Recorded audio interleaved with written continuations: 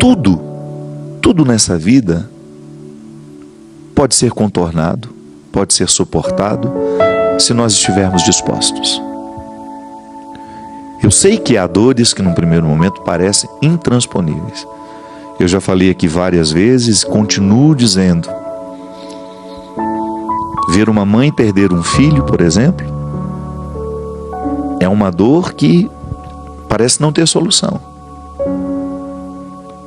Mas a própria Janier, essa amiga minha que eu citei lá de Itabaianinha, ela perdeu o Gabriel, o filho dela, afogado na piscina. Você já imaginou?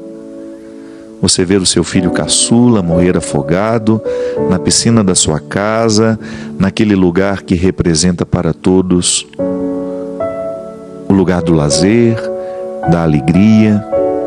Você já imaginou você ter que retirar o seu filho dali, sem vida?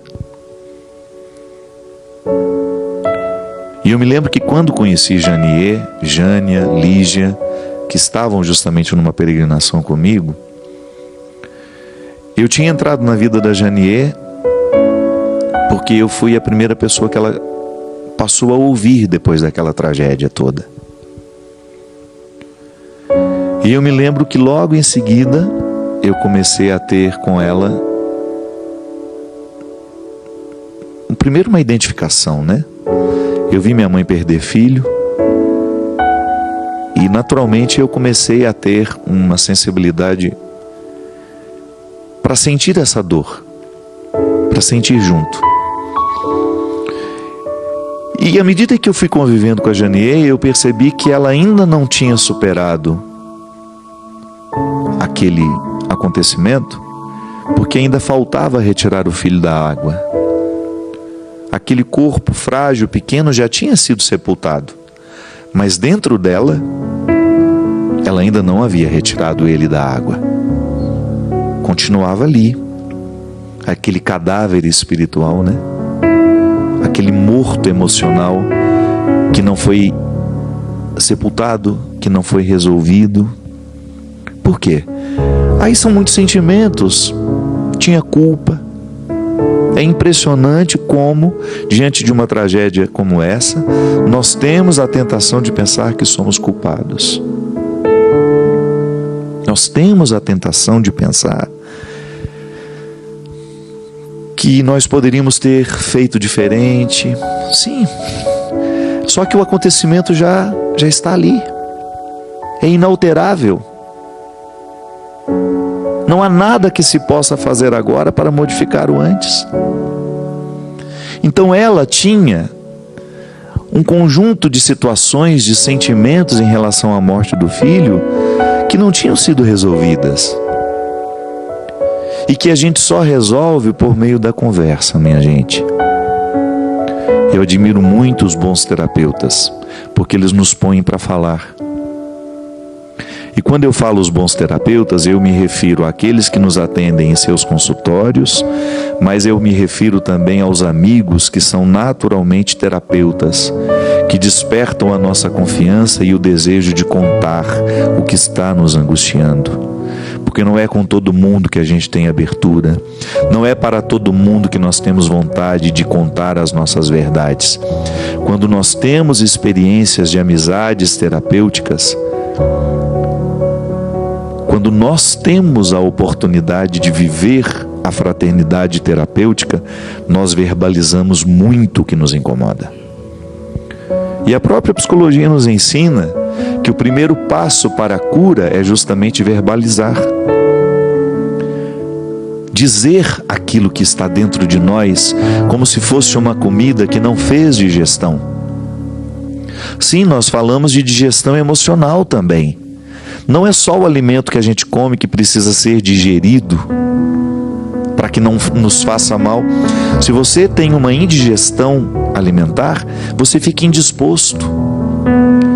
Mas os sentimentos também precisam ser digeridos. É a digestão emocional.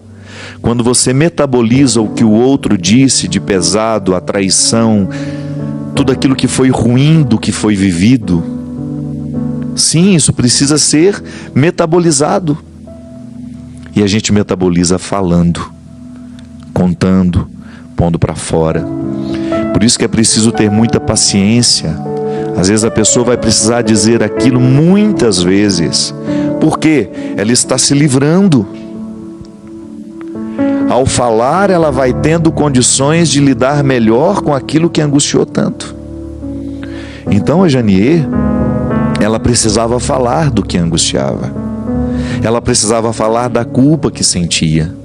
E à medida em que ia colocando para fora, por meio da fala, por meio deste recurso fantástico que é a palavra, ela foi descobrindo uma forma de sepultar o que precisava ser sepultado, para que Gabriel pudesse ressuscitar de outra forma dentro dela. Hoje ela tem um instituto, que acolhe justamente pessoas necessitadas com o nome do filho. Da mesma forma como muitas outras mulheres conseguiram superar. Não sei se a palavra é superar. Conseguiram contornar esse desconforto de viver essa desordem da vida, de uma mãe ter que sepultar o filho. Conseguiu contornar toda aquela dor, todo aquele sofrimento, fazendo alguma coisa pelos outros. Aí sim, um processo terapêutico que nos encaminha, que nos faz chegar pelos caminhos da dor a um aprendizado que nenhuma alegria poderia nos fazer chegar. Por isso é preciso dizer.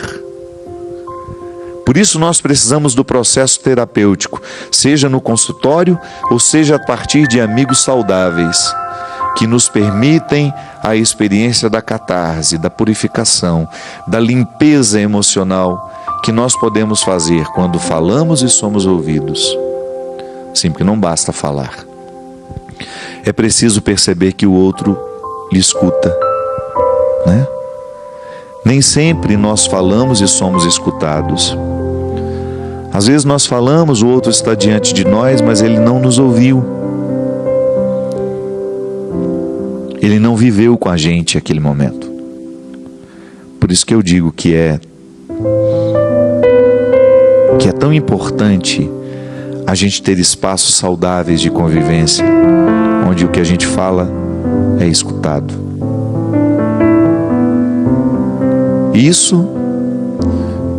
Isso faz a cura acontecer dentro de nós. Por isso o padre, ainda é, por mais que tenha se perdido o significado disso, do ir contar os pecados, do ir fazer uma direção espiritual, como isso cura o coração das pessoas. Eu admiro muito na nossa vocação essa oportunidade de ouvir, de sermos pessoas de confiança. O padre, ele naturalmente deve ser um homem de confiança das pessoas.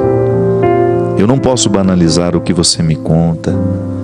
Eu não posso ser um fofoqueiro que banalizo o que você me falou, que saio dizendo para os outros as suas fraquezas, aquilo que você me confessou, aquilo que você me contou. Não. Um dos primeiros aprendizados que nós precisamos ter como padre é justamente o respeito pelo que o outro nos fala, porque as pessoas estão necessitadas de serem ouvidas. Por isso, não tenha medo de dizer o que você precisa dizer. Verbalize. Procure um lugar, procure alguém que tenha condições de lhe ouvir. Quem sabe assim você vai descobrir que aquilo que você está enfrentando não é tão grande quanto lhe parece. Às vezes a visão do outro corrige a visão equivocada que você está tendo da vida. Às vezes a visão que você está tendo não está lhe favorecendo, porque ela é distorcida pelo medo que você sente. Você sente medo e naturalmente olha para a sua dificuldade e a interpreta muito maior do que ela é. De repente o outro vem porque enxerga de um outro ângulo e lhe diz: não é tão grande assim quanto você pensa que é. Não é tão pavoroso quanto lhe parece ser. E aquilo é libertador, porque lhe proporciona uma nova forma de enxergar. Que o Deus Todo-Poderoso venha derramar a sua bênção sobre nós, clarear o nosso entendimento, modificar a nossa linguagem, curar-nos em posturas antigas que nos prejudicam no dia de hoje. Que o Deus Todo-Poderoso derrame sobre você a lucidez, a bênção da lucidez, para que ao olhar para os seus problemas, você recrute a verdade e saiba o que de fato você precisa enfrentar, não tornando isso maior nem menor do que é, apenas permitindo que a realidade seja o que ela de fato é. Derrame sobre nós a bênção e a proteção do Deus Todo-Poderoso, Ele que é Pai, Filho e Espírito Santo. Amém. Muito obrigado. Até a semana que vem, se Deus quiser.